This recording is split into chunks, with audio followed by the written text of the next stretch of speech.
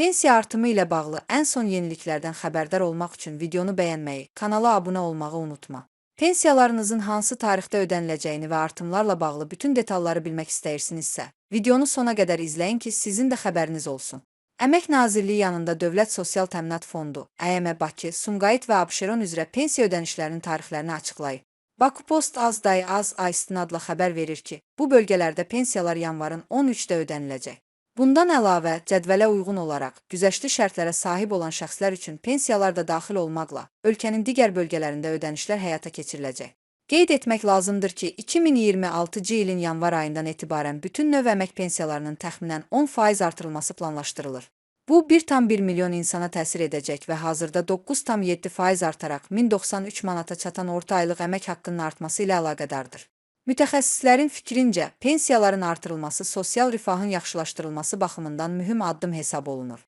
Bununla belə, mövcud inflyasiya şəraiti fonunda artımın pensiyaçıların gündəlik xərclərini tam kompensasiya etməyəcəyi də vurğulanır. Bildirilir ki, 10%lik artım nəticəsində hazırda 300 manat əmək pensiyası alan şəxslərin pensiyası 330 manata, 400 manat pensiya alanların pensiyası 440 manata, 500 manat pensiya alanların pensiyası isə 550 manata yüksələcək. Əlilliyə görə pensiya alan şəxslər üçün də artımlar tətbiq olunacaq.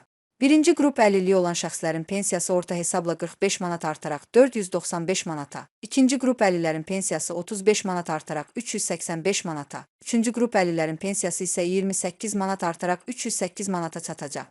Qeyd etmək lazımdır ki, planlaşdırılan 10%lik pensiya artımı pensiyaçıların aylıq gəlirlərində müəyyən artım yaratsa da, bu artımın mövcud iqtisadi şəraitdə nə dərəcədə yetərli olması müzakirə mövzusudur.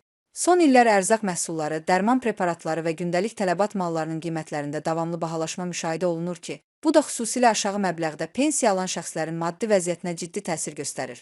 Bu baxımdan artımlar pensiyaçıların xərclərini qismən yüngülləşdirsə də, onların real alıcılıq qabiliyyətində ciddi dönüş yaratmır. Ekspertlər hesab edirlər ki, gələcəkdə pensiya artımlarının yalnız faiz hesabı ilə deyil, pensiyaçıların faktiki yaşayış xərcləri və sosial ehtiyacları nəzərə alınmaqla müəyyənləşdirilməsi daha məqsədə uyğun olardı.